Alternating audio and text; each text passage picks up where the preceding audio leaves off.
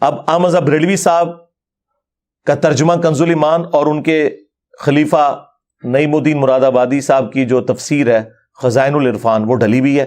آپ ایاک نعبد و ایاک نستعین کی تفسیر پڑھیں, پتہ کہ تفسیر میں کہ ترجمہ صحیح لکھا ہوا ہے, اے اللہ ہم تیری ہی عبادت کریں تجھی سے مدد چاہیں, اور اس مدد سے مراد ہے دعا.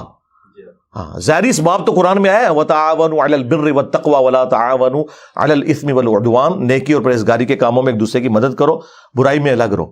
لہٰذا یہ کہنا جی وہ امی سے روٹی مانگنا شرک ہو گیا, اے کہانیاں کرا رہے ہوندے جی, وہ یار امی مری ہوئی امی سے تو نہیں کوئی روٹی مانگتا جا کے.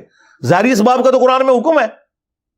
آپ میرے سامنے بیٹھے ہیں, میں آپ کو مجھے پانی پلا دیں, بالکل درست ہے. آپ بغداد میں وہاں بھی قبر کے اندر ہے, میں کہہ دوں کہ پانی پلا دیں تو یہ غائب میں پکارنا ہو جائے گا, اور یہ گویا الہ بنانا ہو جائے گا, کیونکہ سورۃ النمل میں ہے امن یجیب المضطر اذا دعا ویکشف السوء ویجعلکم خلفاء الارض االہ مع اللہ.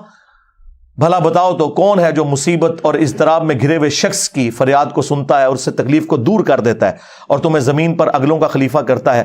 کیا اللہ کے ساتھ کوئی اور الہ بھی ہے جس کی کوالٹیز ہوں؟ تو سیدھے سیدھے یہ شرک کی طرف لے جانے والی بات ہے. انہوں نے تفسیر میں لکھا ہوا ہے اور اسلام 360 میں ڈلی ہوئی ہے, میں نے نہیں کہا کہ نکالیں, اور نہ کسی وہابی کی جرت ہوئی ہے کہ کہیں کہ نکالو. انہوں نے لکھا ہے کہ جو اولیاء اللہ سے بھی مانگا جاتا ہے نا, یہ بھی اللہ ہی سے مانگنا ہے کیونکہ پیچھے اللہ ہی ہے. ہاں اندازہ کریں, توحید کی باری آئے تو پیچھے اللہ, سنت پہ چلنے کی باری آئے تو آگے بابے کہتے ہیں پیچھے حضور ہی نے, اللہ بھی پیچھے رسول بھی پیچھے.